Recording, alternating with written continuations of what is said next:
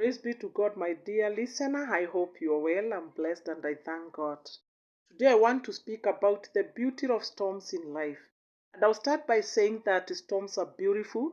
They are part and parcel of life. It is not all storms that are fatal. Some come for our own good. I want us to look at 5 reasons why storms come in our lives. Number 1 is that storms come so that they may take us closer to God. We who believe in God, we know that all is possible with God. And that is why in moments of storms, we will always seek for His help. We are encouraged so by the word that is found in Zechariah chapter 4, verse 6, which tells us that we will succeed not by power nor mighty, but by the Spirit of God, who is able to deal with all obstacles, great as mountain, and make them disappear from before us. We also read in Psalm 20, verse 7, and the word tells us that some trust in their chariot, others horses, but for us, we trust in the power of the Lord our God. We who hold to this faith, anytime we are faced with the challenges of life, anytime we find ourselves in stormy moments of life, we have the courage to go closer to God and seek for His help. And this is what we see with disciples of Jesus in Matthew chapter 8, verse 23 to 27, where they were sailing together with Jesus, and the sea was ate with a strong wind, and their boat was in danger of sinking. They went to Jesus, who was asleep, and told him, "Come and save us." Jesus came and silenced the wind. Imagine if that storm did not strike. They would not go looking for Jesus. We also see the story of Jairus in Mark 5, chapter 5, 22, where Jairus' daughter was sick. He had to go to Jesus and plead with him to come and heal his daughter. Look at the story of this woman who was bleeding for 12 years. After he was attended by so many doctors, after she spent all her wealth, and her situation was worsening day after another, lastly she heard that Jesus was around, and she said to herself, "If only I get to him and touch his clothes, I will be healed." She found her way among the crowd, touched the cloak of Jesus, and she was healed. So sometimes, dear brothers and sisters, storms comes in our lives that they may help us not to drift away from God, but to draw closer to Him. Look at the story of Nebuchadnezzar, who ordered all the people of his empire to worship God of Shadrach, Meshach, and Abednego.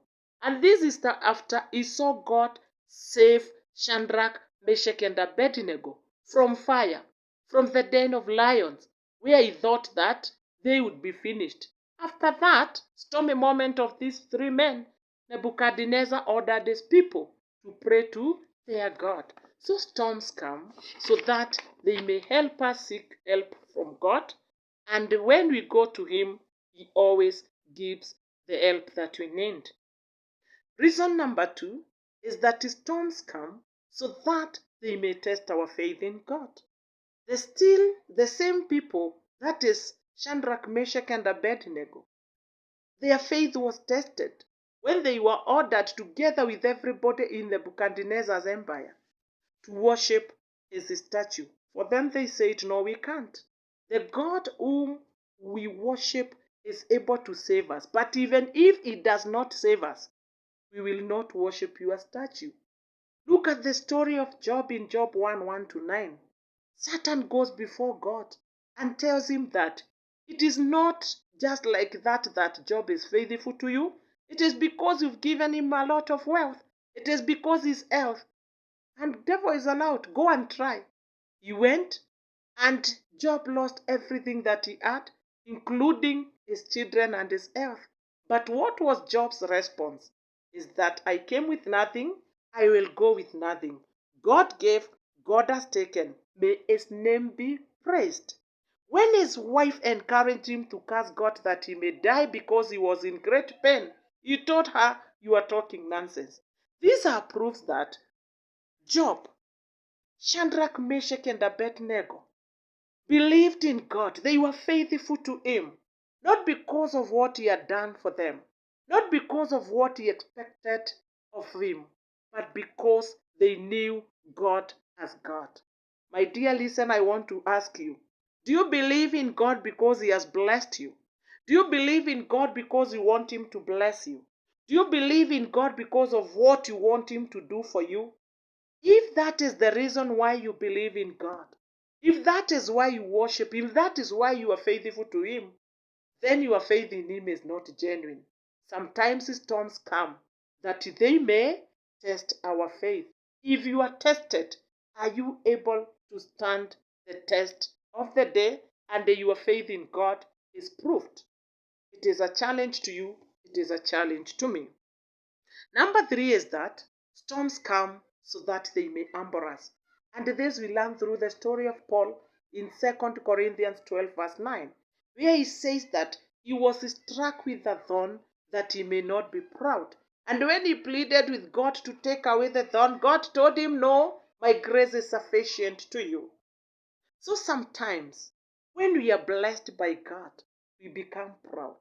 When things are good in our lives, we don't attribute our successes, our victory to God. We become proud. We start undermining others. We start seeing others as useless. We think it is our own making. At that moment, sometimes God sends storms that they may teach us to be humble and not to be proud. So sometimes, my dear brothers, my dear sisters, storms come so that they may teach us to remain humble and to attribute all our victories and everything to God. And this is what we see with the Israelites. In Psalm 124, they are acknowledging the merciful acts of God when they are saying, if God was not on our side when our enemies attacked us, they would have swallowed us alive. When God saves us from storms, from dangers of this life, we need to stand and testify and say it is God and not just boast saying that it is because we were strong, it is because we fought for ourselves, we've succeeded because we worked very hard, it is because of this and that. Let us remain humble before God, and especially when we are blessed. Point number 4 is that storms come so that they may strengthen us and also help us encourage others. And this is what we see when Jesus was praying in the Garden of Gethsemane. He pleaded with God to take away the cup. But instead of cup being taken away, God sent an angel who came and strengthened him. So sometimes storms come so that they may he was strengthened so that he could face the tribulations before him. He was about to be arrested and crucified. So he was given strength so that he could withstand the tribulations ahead of him. So sometimes storms come so that they may prepare us for the situations ahead of us. Sometimes they come so that they may build our faith in God. Sometimes they come so that through our stories we may encourage somebody else in future. We may encourage somebody who is about to lose the battle and tell them, we went through the same, we overcame, you will overcome. So I encourage you, feel free to share your stories with people. You may never know, could be it is there that it may encourage somebody who is losing hope, who is unable to move forward, who thinks that things are out of hand. So storms come to strengthen our faith in God and to help us be an encouragement to others. We see Job encouraged through the stormy moments of his life. And that is why in Job 42 verse 2 he was able to say, I know you are all powerful and there is nothing that you cannot do. We see Jesus encouraging Jairus in Mark 5:36. Don't be afraid, just believe. So storms are there to grow our faith and make us strong.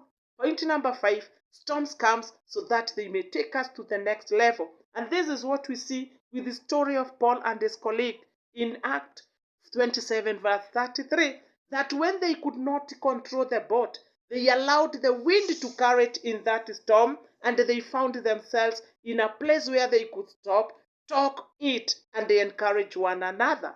So when storms come, they don't leave us where they find us. They move us to the next level.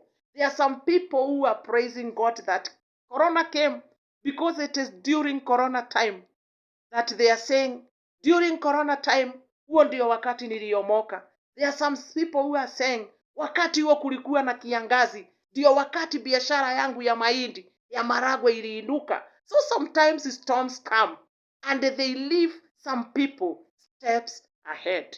So I will conclude by saying, when you experience stormy moments in your lives, you don't need to complain. You don't need to curse God. You don't need to blame anybody. But thank God and pray to God that He may make you understand why that storm is there at that time and in that way. Be blessed and may you remain strong and faithful to God in stormy moments. Thank you.